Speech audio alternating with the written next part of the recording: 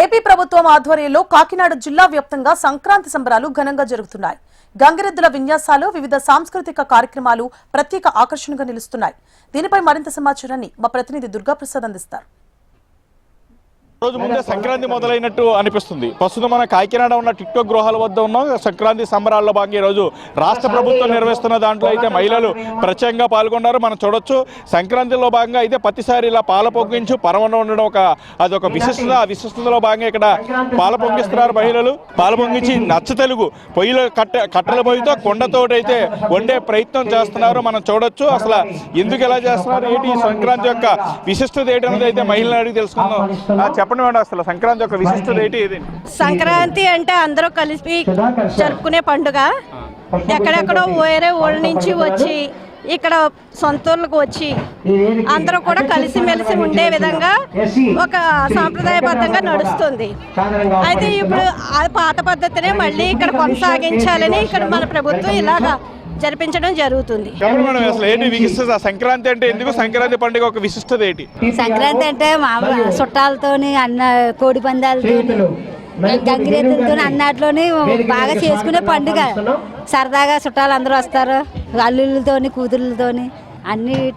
పాతకాల పద్ధతి అయినా ఇదే ఓల్డ్ ఈజ్ గోల్డ్ అనేసి ఇప్పుడు ఈ పద్ధతి ఈ తరవాళ్ళు నేర్చుకోవాలని తెలియదు కదా. ఈ పిల్లలకు ఇప్పుడు పిల్లలకి అయితే ఈ పండుగలు అవి తెలియదు. అలాగే ఈ పండుగను పద్ధతిని పాటించాలని కోరుకుంటున్నామని, పిల్లలు నేర్చుకోవాలని. ఎలా ఉంది మేడం సంక్రాంతి సంబరాల్లో పాల్గొనడం? ఉంది అసలు సంక్రాంతి ఒక విశిష్టత ఏంటి? చాలా హ్యాపీగా ఉంది సార్. ఈ తరం పిల్లలకైతే గంగిరెద్దులు, కోడి పందాలు, హరిదాసులు ఇలాంటివి ఏమీ తెలియదు. ఇప్పుడు వచ్చి తరాల పిల్లలు ఎవరికి ఏమీ తెలియదు. గవర్నమెంట్ ఇలాంటి ప్రోగ్రామ్స్ అన్ని కండక్ట్ చేసి ఈ తరం పిల్లలకి అన్ని తెలియచేసేలా మంచి ప్రోగ్రామ్స్ కండక్ట్ చేస్తుందండి. ఇక ముందు ముందు కూడా ఇలాంటివన్నీ బాగా జరగాలని కోరుకుంటున్నాము. దీని యొక్క విశిష్టత ఏంటండి? ఏ శుభకార్యానికైనా ముందు పాలు పొంగించడం అనేది మన హిందూ సాంప్రదాయం ప్రకారం అది పద్ధతి అండి. అది ముందు శుభసూచకంగా ఏ ప్రోగ్రాంకైనా ముందు పాలు పొంగించి తర్వాత ఏ పనైనా చేస్తారు.